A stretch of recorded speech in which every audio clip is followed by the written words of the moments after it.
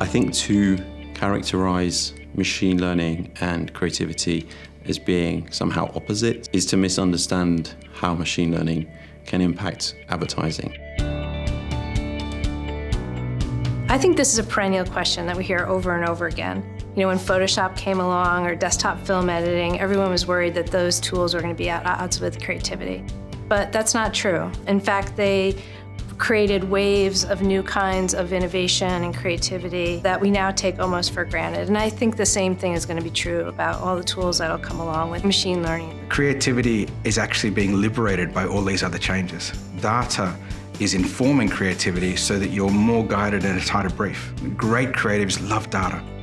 And great creatives love automation because instead of making an ad, they get to make an ecosystem that's right for a brand, and then dynamic creativity can then render that into something that's really special and personal for an individual. Machine learning is disrupting each and every facet of what I do today.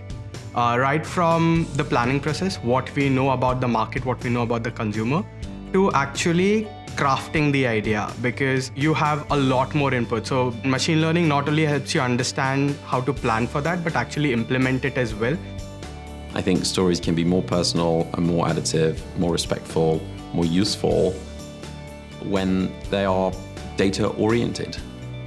And data-driven creative for me no longer means switch this pair of shoes for that one, update that price, or insert logo name here.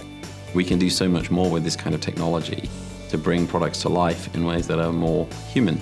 And in fact, advertising can be more human when it is more data-driven.